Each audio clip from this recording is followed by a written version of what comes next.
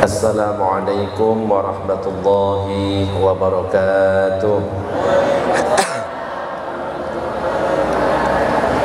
Bismillah walhamdulillah wassalatu wassalamu ala rasulillah Sayyidina Muhammad ibn Abdillah wa ala alihi wa sahbihi wa man walah, la hawla wa la quwata illa billah, amma ba'du. Nawayna ta'allum wa ta'lim wa tadhakkar wa tadhkir wa naf'a wal intifa' wal ifadah wal istifadah wal hath ala tamassuki bi kitabillahi wa sunnati rasulih wa du'a ila al-huda wa dalalata ala al-khair wa batigha'a wajhillah wa mardatihi wa qurbihi wa thawabihi subhanahu wa ta'ala ila hadratin nabiyil mustafa Muhammadin sallallahu alaihi wasallam. Al-Fatiha. A'udzu billahi minasyaitonir rajim. Bismillahirrahmanirrahim. Alhamdulillahi rabbil alamin, arrahmanir rahim, maliki yaumiddin. Iyyaka na'budu wa iyyaka nasta'in. Ihdinas siratal mustaqim. Siratal ladzina an'amta 'alaihim ghairil maghdubi 'alaihim waladdallin. Amin. Para jemaah, Bapak Ibu yang dirahmati oleh Allah, alhamdulillah pada kesempatan malam ini kita bisa berkumpul di Majlis Al-Anwar dalam keadaan sehat walafiat. Meskipun di antara kita ada yang sebenarnya kurang sehat tapi memaksakan hadir, kita doakan mudah-mudahan segera diberikan kesehatan. Amin ya rabbal alamin. Para jemaah, Bapak Ibu yang dirahmati oleh Allah, sekarang ini zamannya sudah semakin canggih, serba media sosial. Kalau yang kita punya, yang kita ketahui, misalkan media sosial apa saja? Ada Facebook, ada Instagram, ada TikTok, ada WA, ada Friendster. Wah, itu wes kuno ya. Macam-macam bentuknya media sosial. Tetapi tentunya kadang-kadang kalau kita lihat status-statusnya orang, komen-komennya orang, kadang-kadang itu nggak karuan, nggak pakai akhlak. Padahal ketika bermedia sosial, ya, media sosial itu kan dunia maya. Dunia nyata saja kita harus berakhlak kepada sesama, apalagi juga di media sosial atau dunia maya. Ada adab-adab, ada tata krama, ada akhlak-akhlak yang harus kita jaga baik-baik. Nah, pembahasan kita pada kesempatan malam ini adalah tentang bagaimana adab bermedia sosial. Di antara adabnya adalah yang pertama adalah berakhlak baik. Jadi ketika kita melakukan atau komunikasi via media sosial, baik WA, Facebook, Instagram, TikTok dan lain sebagainya, yang pertama adalah jaga akhlak baiknya. Gunakan bahasa-bahasa yang baik.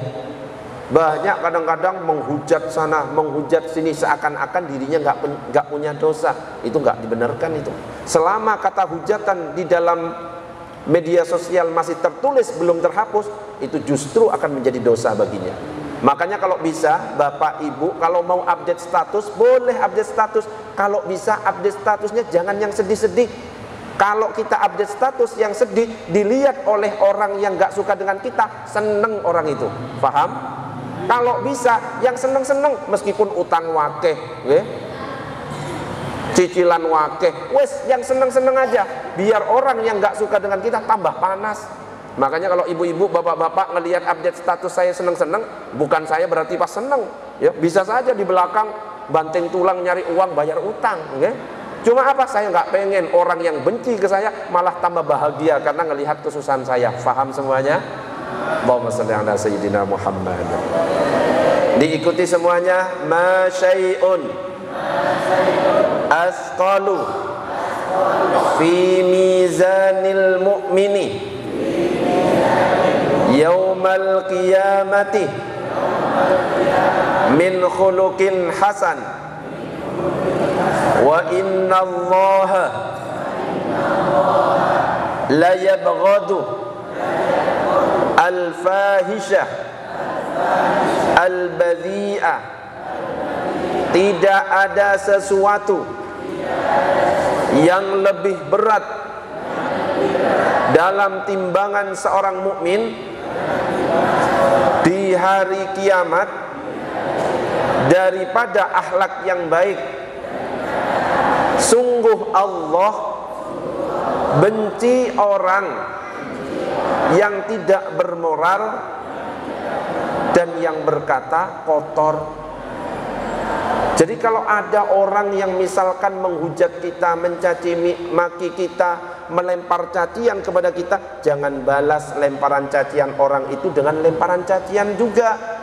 Kalau ada anjing menggonggong, kita ikut menggonggong, berarti sama-sama anjing. Gimana caranya? Kalau ada yang melempar cacian atau makian kepada kita, maka jangan bales dengan lemparan cacian juga, tapi bales dengan lemparan senyuman plus lemparan bunga ditambah potnya, biar kapok. Okay? Allahumma shalli ala sayyidina Muhammad. Yang pertama itu. Yang kedua adalah jangan mengejek orang lain atau merendahkan orang lain. Karena kalau sudah mengejek, merendahkan orang lain, berarti kita ada sifat sombong dalam hati kita. Kalau sudah ada sifat sombong, kata Nabi, la yadkhulul jannah man kana fi qalbihi misqalu dzarratin min kibrin. Gak akan masuk surga orang yang di dalam hatinya ada sebesar biji sawi, sebesar biji atom kesombongan. Dan itu bukan contoh dari Rasulullah, itu justru contohnya siapa? Iblis. Ketika diciptakan oleh Allah, iblis ini memang luar biasa, alim, berilmu, bertauhid. Bahkan yang ngajari malaikat itu siapa? Iblis. Karena merasa paling pinter, akhirnya merasa paling mulia sendiri. Ketika Allah menciptakan Nabi Adam, kemudian Allah mengatakan wa idz qulna dkhulu, ya apa? Wa idz qulna li adama fasajadu illa iblis aba wastakbara wa kana minal kafirin. Hei para penduduk langit, sujud semuanya. Semuanya sujud para malaikat. Satu enggak mau, siapa? Iblis. Ditanya, kenapa kamu enggak mau sujud? Ana khairum minhu khalaqtani min nar wa khalaqtahu min tin. Aku lebih baik daripada Adam. Engkau ciptakan dari api, sedangkan engkau menciptakan Adam dari tanah. Loh, merasa mulia. Akhirnya apa? Diusir oleh Allah Subhanahu wa ta'ala. Makanya dendam yang namanya iblis itu. Pengen apa? Pengen ngajak anak Adam itu supaya nemeni dia nanti di neraka. Ketika sholat, makanya kadang-kadang tidak khusyuk. Ketika ada orang ngaji, ada saja halangan untuk bisa hadir. Nah, itu salah satu cirinya. Tiba-tiba yang datang, tiba-tiba tamu datang. Loh, bisa jadi itu bukan tamu. Bisa-bisa iblis menyerupai tamu supaya apa? Menghambat untuk datang ke majelis. Loh, kalau saya ada yang ngundang misalkan hari Selasa, Ustaz, mohon maaf saya tidak bisa. Gitu kalau saya. Loh, kita yang harus kayak gitu. Mohon maaf saya sudah ada jadwal. Ibu nanti datang jam 10 malam. Ya jangan ya. Besok kita lanjut bertamu. Nanti saya traktir atau sekaligus ikut. Gitu harusnya. Itu namanya istiqomah. Istiqomah itu berat. Makanya hadiahnya surga. Yang ringan itu adalah istirahat. Hadiahnya kipas angin. Allahumma shalli ala sayyidina Muhammad. Yang ketiga, berbuat baik. Kalau bisa, media sosial itu gunakan untuk mengarahkan orang lain ke arah yang baik, ke arah yang lurus. Meskipun kita belum bisa melakukan, minimal kita tulis di situ, berusaha untuk melakukan dan berusaha mengajak orang lain untuk melakukan. Diikuti semuanya. Mandalla ala khairin falahu mithlu ajri fa'ilihi. Barang siapa yang menunjukkan pada suatu kebaikan kemudian diikuti oleh orang lain, maka dapat pahala yang sama. Minimal buat kata-kata bijak, meskipun kopas, ya nggak apa-apa. Loh, saya kan kadang-kadang buat, daripada statusnya ibu-ibu, bapak-bapak, isinya cuma foto gak jelas misalkan, ya di bawah fotonya itu nggak apa-apa, ya selfie, terus di bawah fotonya kasih quote, itu bagus. Daripada cuma foto tok, gak ada manfaatnya buat orang lain, justru opo, sok cantik, sok ganteng, cuma gitu tok, kasih quote di bawahnya. Lebih baik dibilang sok suci, sok alim daripada dikatakan ahli maksiat. Wes gak apa-apa sok alim, sok suci, gak apa-apa, amin, gitu aja. Jadi nggak usah terlalu emosi. Kata-katanya orang wes biasa. Oke, kadang-kadang lebih tajam dari silet. Bukan silet, silet ya. Lah, kita melakukan kebaikan apapun belum tentu semuanya suka. Ya, kita ngaji kayak gini, loh banyak yang nggak suka. Makanya nggak usah heran kalau ada orang benci kepada kita. Orang yang berbuat baik ada yang suka, ada yang nggak suka. Apalagi orang berbuat maksiat, lebih banyak. Di samping ada orang yang suka, ada yang nggak suka, Allah juga benci beserta para malaikatnya. Na'udzubillah min dzalik. Jadi arahkan, minimal kalau update status ada kata-kata bijak yang mengarahkan ke arah yang baik. Ayo sholat. Jangan bilang orang itu, ini riya ini. Kalau misalkan ada yang nulis di grup misalkan, ayo dulur kita sholat tahajud, lapon, gak apa-apa, itu pahala itu. Kenapa? Itu namanya dakwah, ngajak. Justru yang malah bilang lapo iki Abah Ipin update status di sini, justru itu yang dosa. Paham? Seandainya ada orang nulis di grup, ayo dulur waktunya sholat tahajud, bangun, sahur, terus orang itu baca, terus dia melakukan, pahala. Makanya kadang-kadang ketika orang itu dibangkitkan di hari kiamat, kaget dengan pahala yang tidak pernah dilakukan. Karena apa? Karena itu nulis sesuatu, orang lain mengamalkan, dapat pahala wakeh. Nah, kita itu kalau bisa seperti itu, melakukan hal yang sedikit tapi dapat pahala yang besar nanti di hari kiamat. Allahumma shalli ala sayyidina Muhammad. Yang keempat, buat orang lain nyaman dan bahagia. Jadi kalau bisa, orang yang menjadi teman kita di media sosial, yang bisa lihat status kita, buat merasa nyaman. Jangan sampai, lah apa sih orang itu kok curhat terus di WA. Jangan, akhirnya di blok ya. Apa sih itu kok update statusnya gini terus. Jangan, buat merasa nyaman sehingga orang-orang itu seneng lihat status kita, itu seneng. Masya Allah, ada pesan-pesan, Masya Allah, ada pesan-pesan kayak gitu ya. Juga ketika kita bermedia sosial, balas chattingnya orang, buat nyaman juga.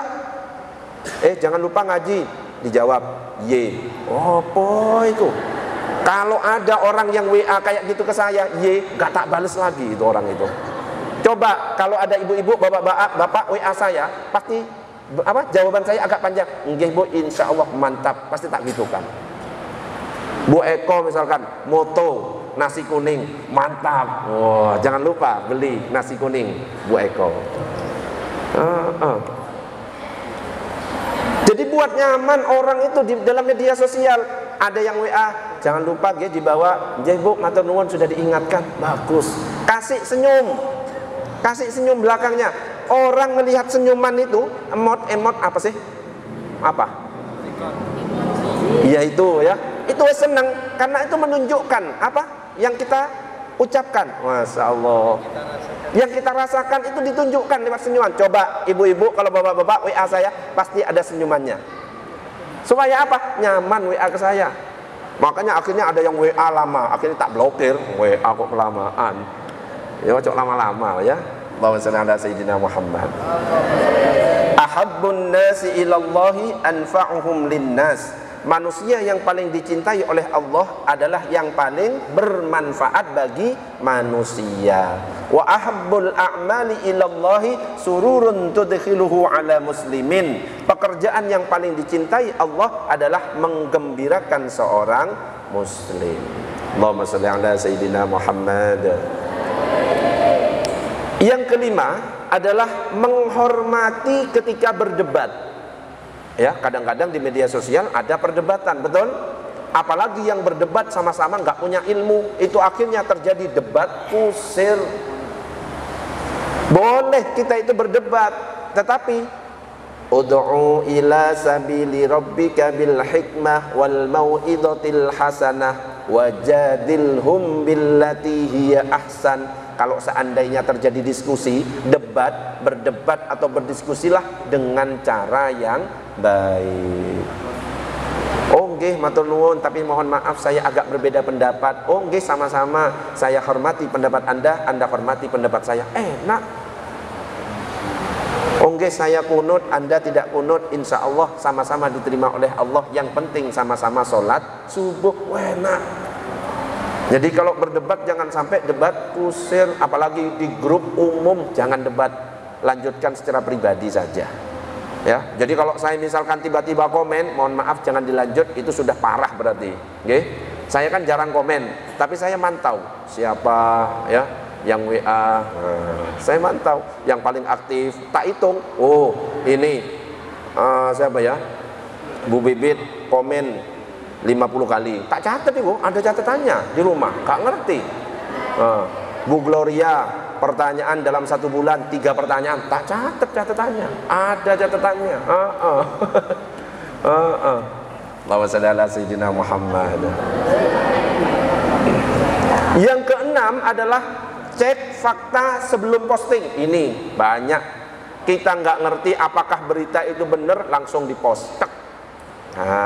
Jadi sebelum kita posting, sebelum kita nge-share, sebelum kita update status tentang suatu berita, cek dulu bener nggak berita ini. Oh bener, kalau bener jangan langsung diposting. Manfaat atau tidak? Oh tidak manfaat, nggak usah. Paham? Oh manfaat, posting. Nah jadi harus gitu dulu, dipikirkan dulu. Jangan gara-gara dapat dari grup sebelah langsung di-share. Jangan, belum tentu benar. Wong hadis saja harus dicek apakah hafalannya kuat atau tidak, baru kita amalkan, apalagi berita. Ibu, bapak-bapak bisa? Allahumma shalli ala sayyidina Muhammad.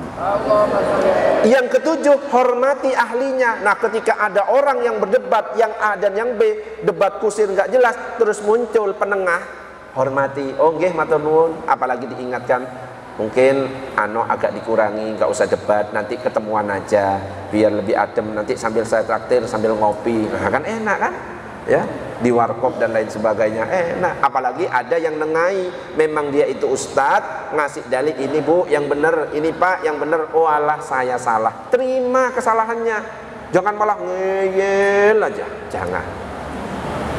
Tetapi kalau memang ada perbedaan pendapat, ya sudah terima. Oh yang ini benar, yang ini juga benar. Ingat, angka 9 itu tidak hanya didapat dari 4 tambah 5, tapi bisa dari 1 tambah 8, 9 kali 1, 0 tambah 9, 3 tambah 6. Loh, kebenaran bisa didapat dari mana saja.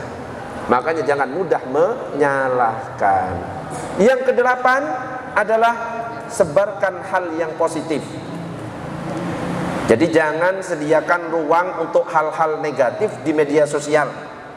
Jangan membuat putus asa seseorang dengan postingan-postingan negatif, nakut-nakuti.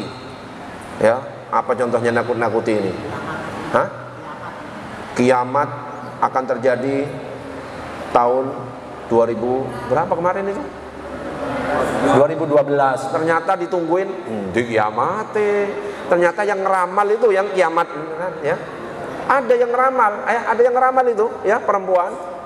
Insya Allah, bukan nggak pakai insya Allah sih, orang peramal kok. Diprediksi kiamat akan terjadi tanggal sekian, bulan sekian. Lah ternyata di tanggal itu malah dia yang mati, yaitu kiamat sughra. Kiamat kecilnya dia ternyata, bukan kiamat kubro. Yang tahu tentang kiamat hanya Allah, gak ada yang tahu. Nabi ditanya, kapan hari kiamat ya Rasulullah? Saya gak ngerti. Yang ditanya tidak lebih tahu daripada yang bertanya. Apa tanda-tandanya? Baru dijawab kalau apa tanda-tandanya. Laki-laki menyerupai perempuan, perempuan menyerupai laki-laki, itu tanda-tandanya. Sudah banyak orang yang miskin awalnya menjadi kaya, lomba-lomba mendirikan bangunan tinggi-tinggi, dan buktinya sekarang banyak. Nggak ada sekarang kayaknya orang miskin itu. Ada? Masih ada? Oh masih ada, berarti masih belum kiamat. Nek wis kaya kabeh, tanda-tanda hari kiamat. Makanya bersyukur ya. Oh saya ini penghalang hari kiamat gitu ya. Loh bener, kalau sudah kaya semuanya tanda hari kiamat. Tapi selama masih ada orang miskin, itu justru yang menyelamatkan. Makanya santuni itu kalau ada fakir miskin. Diingat, oh iki sing menghalangi hari kiamat iki. Itu. Ya, ada zakat fitrah kasih, ada kambing kurban kasih gitu. Kalau punya kelebihan uang diundang ke rumah makan bareng gitu. Ya. Allahumma shalli ala sayyidina Muhammad. Lo ya nggak apa-apa. Ya tidak hanya teman-temannya. Ya ini yang di depan ini siap diundang. Nggak hanya undangan pengajian, Ustadz karaokean siap, gue datang. Dikira nggak datang, datang Pak ya? Oh siap, siap, dia siap ini semuanya. Apalagi Pak Herman sudah lagunya siapa ini? Perjalanan ini, saya ngono-ngono itu. Oh iya. Kita doakan Pak Herman ya. Bulan Mei akan berangkat haji. Mei Pak Herman, bulan Mei. Insya Allah ya, kita lihat, bayangkan Pak Herman pakai baju ihram. Masya Allah, gantengnya kayaknya luar biasa. Ya, mudah-mudahan panjang umur, okay?